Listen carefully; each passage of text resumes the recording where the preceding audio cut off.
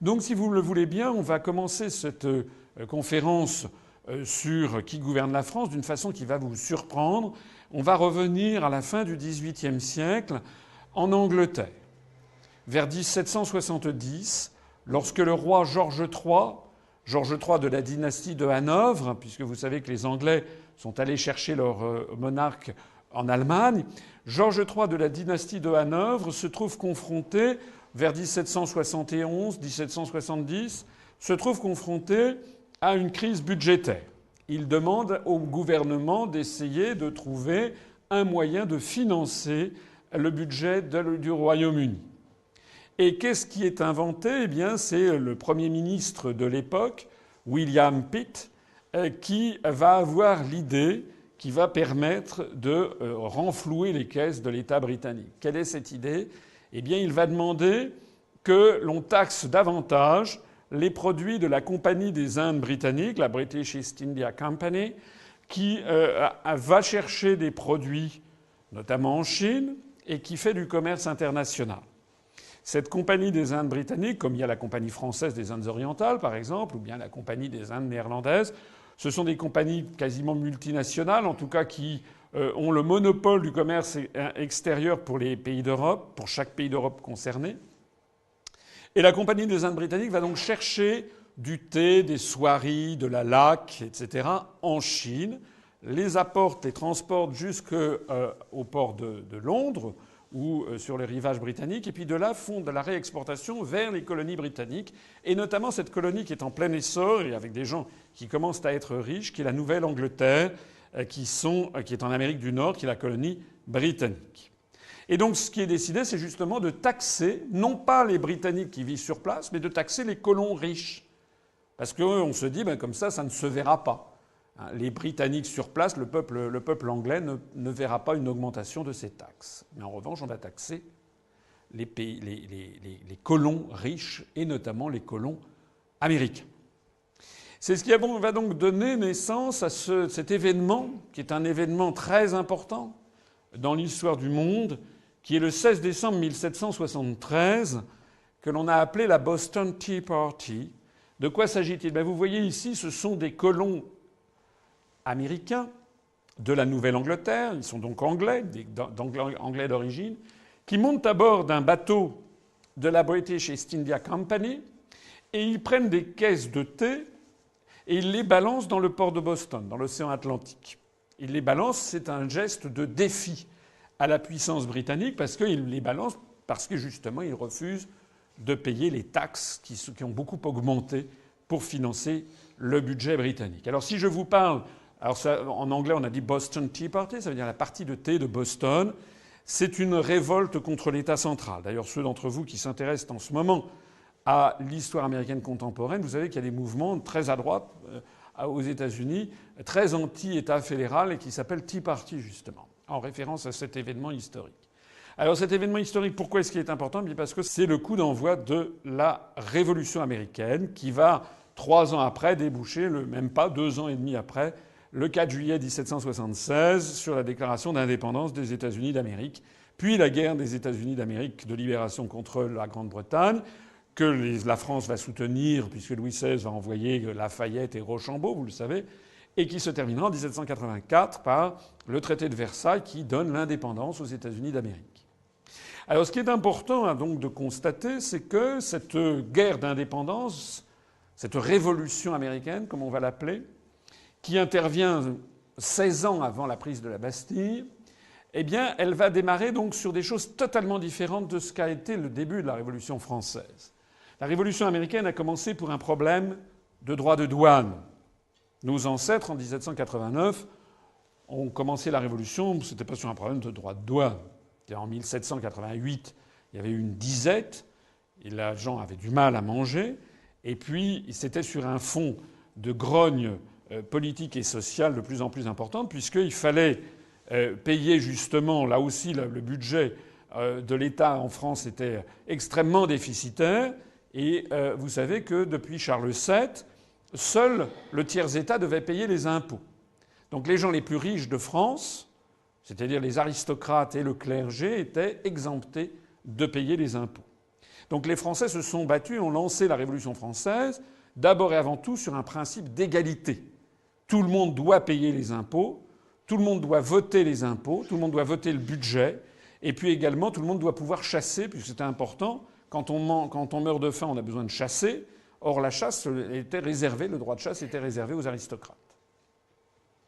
Donc la Révolution américaine a commencé pour un problème de droit de douane, et elle a été lancée par des colons riches et esclavagistes. George Washington, qui est un planteur de Virginie qui va prendre la tête du mouvement, qui sera le premier président des États-Unis d'Amérique indépendants. George Washington meurt le 17 décembre 1799, quelques jours avant l'an 1800, et quand il meurt dans sa plantation de Virginie, de coton, il a 300 esclaves noirs à sa disposition. Donc la Révolution américaine revendique une liberté, mais la liberté qui est revendiquée est celle du commerce. Ça n'est pas du tout celle de leurs esclaves. Alors que la liberté revendiquée par la République française était bien la liberté de tout être humain, puisque nous avons eu donc la déclaration des droits, d'abord la nuit de l'abolition des privilèges le 4 août 1789, et puis l'abolition, donc la déclaration des droits de l'homme qui a suivi, au même moment, au mois de juin 1789, la déclaration des droits de l'homme et du citoyen, et puis, je crois que c'est en 1791 ou 92, l'abolition de l'esclavage. La France, on a un peu tendance à l'oublier, a été le premier pays au monde à abolir définitivement l'esclavage, pas seulement la traite des esclaves, mais l'esclavage, suivi par le Danemark ensuite. Je rappelle que les États-Unis d'Amérique seront le dernier pays occidental, si l'on peut dire, à abolir l'esclavage. Il faudra attendre la fin de la guerre de sécession en 1869 pour qu'ils abolissent l'esclavage. Et puis, le troisième élément, c'est que pour les Américains, l'institution qui fixe les règles du commerce extérieur, c'est l'instance qui dirige les autres. Donc, ils ont une vision commerçante de la liberté et une vision du commerce international qui, finalement, est assez étrangère à la vision française et, en tout cas, n'a pas du tout été à l'origine de la révolution que nos ancêtres ont menée. Alors, ceci permet de jeter un œil sur la façon dont les États-Unis voient le monde. Il suffit de prendre un billet de $1. Vous avez à l'avers le portrait de George Washington, le propriétaire des 300 esclaves noirs dont je parlais tout à l'heure, que d'ailleurs les États-Unis continuent de célébrer comme si de rien n'était. La capitale s'appelle Washington. George Washington figure sur tous les billets de $1 qui sont produits par milliards et milliards à travers la planète. Il y a même un État des États-Unis qui s'appelle l'État de Washington sur la côte ouest. Donc il n'y a pas du tout, je le cite au passage, parce que vous savez que nous n'avons pas en France célébré le bicentenaire d'Austerlitz au motif que Napoléon avait rétabli l'esclavage, donc à la demande de Joséphine de Beauharnais sous l'Empire pendant quelques années. Donc nous avons eu une relecture de l'histoire qui a été largement médiatisée à cette occasion pour culpabiliser les Français sur leur histoire.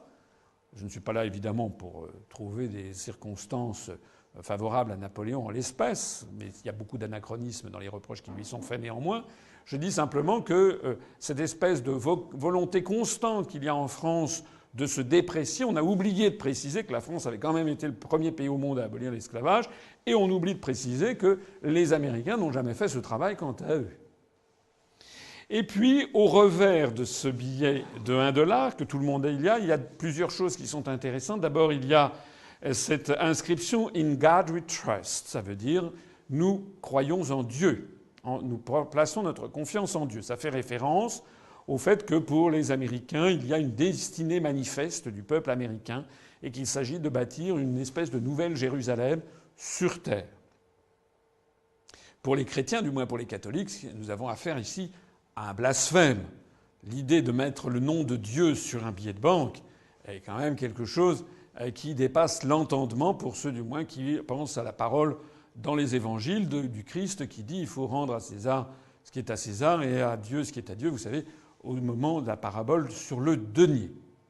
Et ce qui est intéressant également dans le revers de ce billet de banque, c'est le signe, le grand sceau des États-Unis d'Amérique, où l'on voit un symbole maçonnique avec la date de 1776, parce qu'effectivement les sociétés de franc-maçonnerie ont été largement à l'origine des principes révolutionnaires, à la fois aux États-Unis et en France.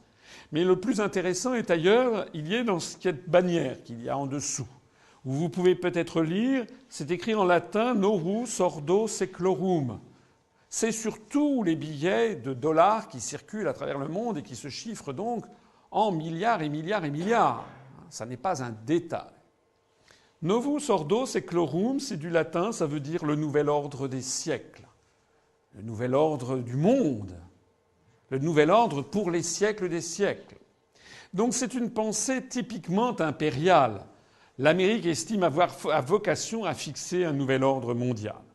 C'est d'autant plus impressionnant qu'à l'époque, en 1700, disons au tournant du XIXe siècle, vers 1800, il y a aux États-Unis 7 millions d'habitants, dont d'ailleurs de nombreux esclaves. C'est encore un tout petit pays. En France, par exemple, il y a 34 millions ou 32, 34 millions d'habitants. Donc voilà un pays qui a 4 fois moins d'habitants que la France.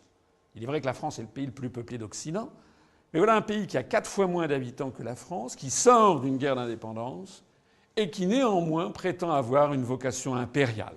On va le voir en 1812. Sur cet exemple, il s'agit cette fois-ci de Andrew Jackson. Andrew Jackson a été le 7e président des États-Unis d'Amérique, mais avant d'être élu président, il a été le général en chef qui a mené une guerre contre le Royaume-Uni. Parce qu'une fois que la guerre d'indépendance a été gagnée et s'est achevée par le traité de Versailles de 1784 sur l'indépendance des États-Unis d'Amérique, comme je le disais tout à l'heure, les États-Unis n'ont pas baissé la garde, ils sont continués ensuite à chercher finalement à évincer la puissance britannique du continent nord-américain. Ils ont profité des guerres napoléoniennes pour aller porter la guerre au Canada, puisque le Canada, c'était justement les provinces britanniques, les colonies britanniques du Canada qui étaient restées fidèles à la couronne britannique. Et donc, profitant, vous voyez, 1812, ça commence à sentir le roussi pour Napoléon. 1813, c'est la campagne de Russie, la Bérésina, donc on va atteindre. Mais en 1809, 1810, 1811, les Américains avaient compris que les Anglais étaient tellement occupés à organiser le blocus continental contre la France que c'était le bon moment pour attaquer les forces anglaises qui sont au Canada. Voilà. Donc je le cite parce que pour avoir recours il n'y avait pas d'armée de métier aux États-Unis à l'époque, mais pour avoir donc recours à une armée donc de conscrits, Andrew Jackson a fait un discours qui est resté connu, où il disait « Nous allons nous prévaloir de notre droit au libre-échange et ouvrir le marché aux produits de notre sol afin d'égaler les exploits de Rome. » Voilà quand même quelque chose d'extraordinaire. Ce petit pays de 7 millions d'habitants, encore une puissance totalement agricole qui ne fait que des plantations de coton, qui prétend donc avoir recours au droit au libre-échange, vous voyez bien que c'est toujours le problème du commerce international dont on parlait tout à l'heure, pour égaler les exploits de Rome, c'est-à-dire pour se transformer en empire. Alors, comme cette guerre qu'ils vont mener contre les Britanniques ne va pas aboutir au résultat escompté. Les colons britanniques du Canada restent fidèles au Royaume-Uni et donc, malgré un certain nombre de batailles, l'une des plus célèbres étant lorsque les troupes anglaises du Canada sont descendues jusqu'à la capitale Washington et ont brûlé la résidence du président des États-Unis, qu'il a fallu ensuite repeindre en blanc parce qu'elle était entièrement noircie par les incendies. Et c'est depuis ce moment-là qu'on appelle la Maison Blanche, White House, c'est-à-dire depuis qu'il a fallu la repeindre après 1812 et ses conflits avec l'armée britannique. Eh bien, en définitive, tout ça a abouti au traité de Gand, en Belgique, où on est parvenu au statu quo, c'est-à-dire que les Américains ne sont pas parvenus à mettre la main sur le Canada britannique. Alors à partir de ce moment-là, les Américains vont poursuivre le même objectif, mais d'une autre façon.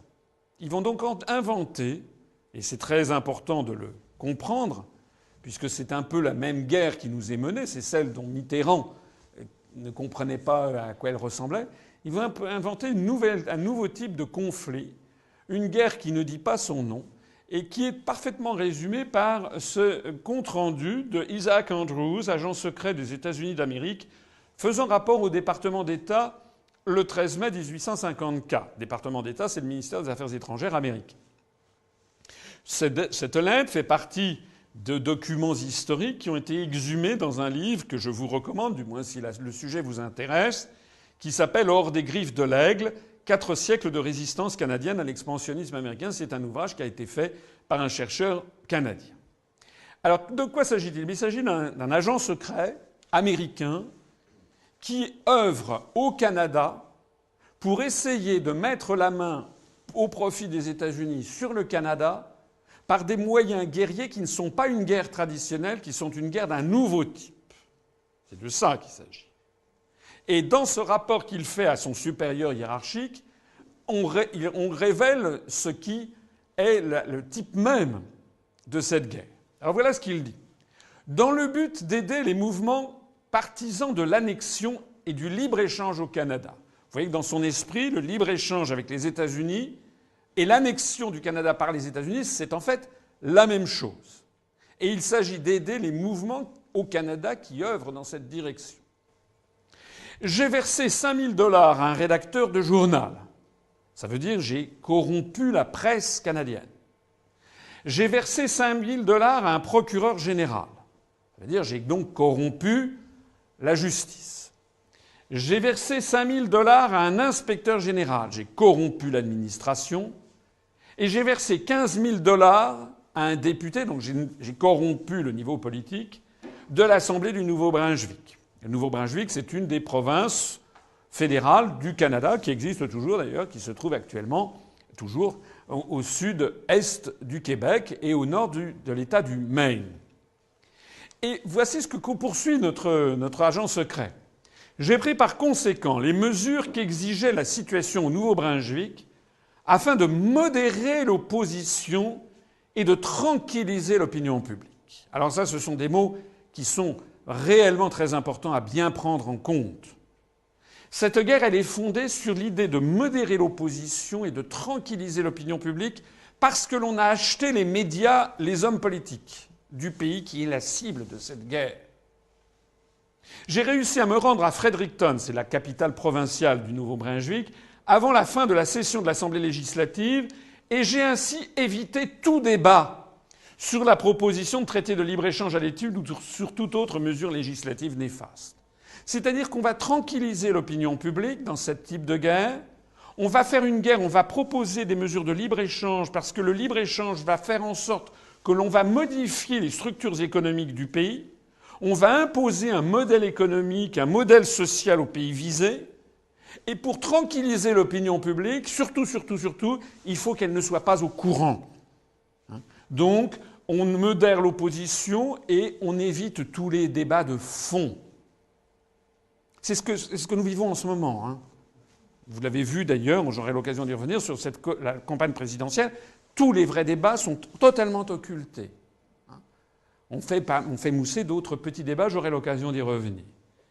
Et voilà comment conclut M. Andrews. Il dit « J'ai dépensé plus de 100 000 $ pour convaincre d'éminentes personnalités d'appuyer l'annexion du Canada par les États-Unis ou sinon le libre-échange avec les États-Unis. » Vous voyez donc bien que dans cette pensée, l'annexion du Canada par les États-Unis ou le libre-échange, c'est un peu la même chose. C'est-à-dire que le libre-échange avec les États-Unis va mener progressivement à l'annexion d'une façon ou d'une autre.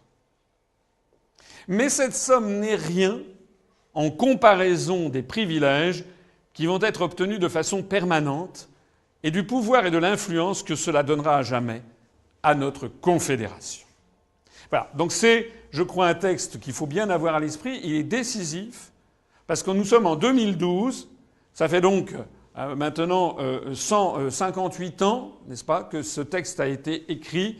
Et d'une certaine façon, on peut considérer qu'il donne toujours la clé de compréhension de la façon dont fonctionne cette guerre inconnue dont parlait François Mitterrand pour ce qui concerne la France, guerre inconnue menée par les États-Unis. Alors, cette stratégie n'a pas été un coup d'épée dans l'eau, si j'ose dire. On la retrouve tout au long de l'histoire américaine. 6 ans après, en 1860, c'est le consul américain à Montréal qui écrit à son supérieur hiérarchique, le secrétaire d'État américain Lewis Cass, que l'on voit ici dans une statue en pied en marbre au Sénat des États-Unis, et il lui écrit le traité de libre-échange entre les États-Unis et le Canada, parce qu'ils avaient réussi à imposer un premier traité de libre-échange. Traité de libre-échange, ça ne veut pas dire que tout circule librement. Ça veut dire que déjà, on a démantelé certaines protections sur certaines spécialités douanières. Donc voilà ce qu'écrit le consul. Il dit le traité de libre-échange entre les États-Unis et le Canada est en train de transformer tranquillement mais sûrement, les 5 provinces canadiennes en État de l'Union, avec une opinion publique qui ne comprend rien. En 1888, 28 ans après, nous avons le sénateur Sherman, qui est un républicain de l'Ohio. C'est un homme très important à l'époque, puisqu'il est le président de la Commission des Affaires étrangères du Sénat, donc il est le numéro 2 de la diplomatie américaine après le ministre. Il a, et ça pour le coup, ce n'est plus des documents confidentiels comme ceux que je viens de présenter. Là, il s'agit du rapport officiel du Sénat du 7 août 1888. Il dit « Je veux que le Canada fasse partie des États-Unis ». Vous voyez que c'est une constante dans l'histoire américaine.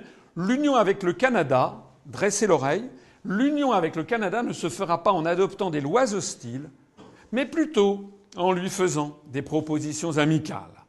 C'est une guerre qui va utiliser un ressort qu'on n'avait jamais tellement utilisé auparavant, qui est la guerre par la séduction. Cette union est inévitable. L'idée aussi de se prévaloir d'une espèce d'inéluctabilité historique. La seule politique de notre gouvernement est d'offrir au Canada la liberté des échanges commerciaux et de lui faire cette proposition de façon fraternelle afin que le peuple canadien y voie une invitation à faire partie de notre République. Comme vous le voyez, en réalité, cette stratégie fonctionne et ne fonctionne pas. D'une certaine façon, elle fonctionne, puisqu'effectivement, progressivement, le Canada entre dans l'orbite américaine, mais elle ne fonctionne quand même pas parfaitement, puisque, d'ailleurs, il suffit de regarder, de nos jours encore, le Canada n'a toujours pas été phagocyté par les États-Unis. Après la Seconde Guerre mondiale, les États-Unis vont pousser encore plus loin cette stratégie vis-à-vis du Canada. C'est en 1948 où ils proposent un traité de libre-échange ultime, comme ils disent, c'est-à-dire que tout pourra désormais circuler totalement librement entre les États-Unis et le Canada, quelles que soient les spécialités douanières. Donc c'est finalement l'abolition des douanes. C'est ce que l'on va d'ailleurs imposer progressivement à l'Europe. Je vais y venir dans un instant dans le cadre de la construction européenne. Et John Deutsch, qui à l'époque, en dépit de son nom, est canadien, il est le négociateur en chef du côté canadien de ce projet de traité de libre-échange ultime qui suscite à l'époque, en 1948, une vive inquiétude dans la population canadienne.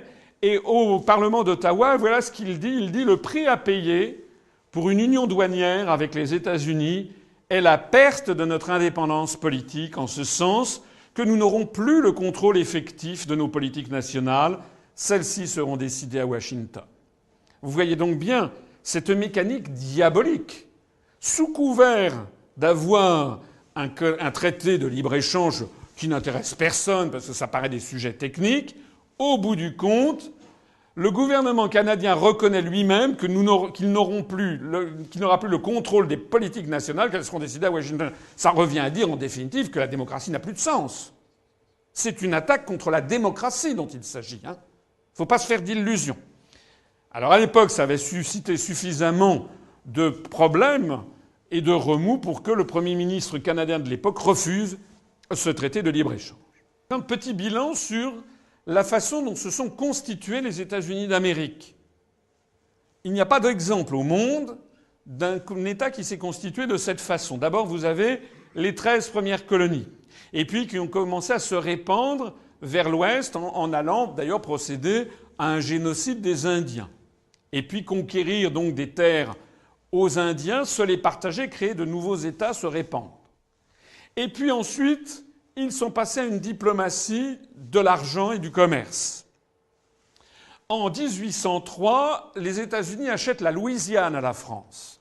La Louisiane, ce n'est pas l'État de Louisiana qui est ici actuellement. La Louisiane, c'est tout ceci. Hein. Ça va jusqu'au Montana, jusqu'au Wyoming, le Colorado, etc. Tout ceci, toute cette part.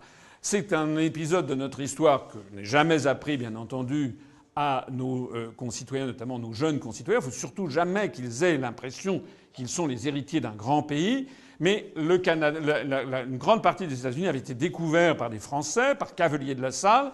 Et donc toutes ces terres immenses à peu près un tiers du continent américain, du territoire américain continental, appartenait à la France. Donc Napoléon vend la Louisiane pour 20 millions de francs or au gouvernement américain. Il faut dire qu'il n'avait pas vraiment le choix, puisque Napoléon étant dans son blocus continental, eh bien, il ne pouvait pas aller protéger ses territoires. En réalité, d'ailleurs, aurait-il pu le faire qu'il n'y serait pas parvenu, parce que le problème, si les États-Unis auraient très bien pu devenir francophones. S'ils ne l'ont pas été, c'est pour une raison tout à fait structurelle, c'est que la France a commencé sa transition démographique à partir de la Régence, c'est-à-dire que le nombre d'enfants fait par les femmes françaises a commencé à diminuer drastiquement, et donc il n'y avait plus de surplus humain pour aller peupler les colonies nord-américaines. Alors qu'au même moment, les Anglais, plus encore les Irlandais, eux avaient un surplus humain considérable. Donc il y avait un flux constant de population anglophone qui arrivait aux États-Unis alors qu'il n'y avait pas de flux de population francophone. Donc les Américains achètent la Louisiane à la France en 1803. Ils vont acheter une partie de l'Arizona au Mexique en 1853.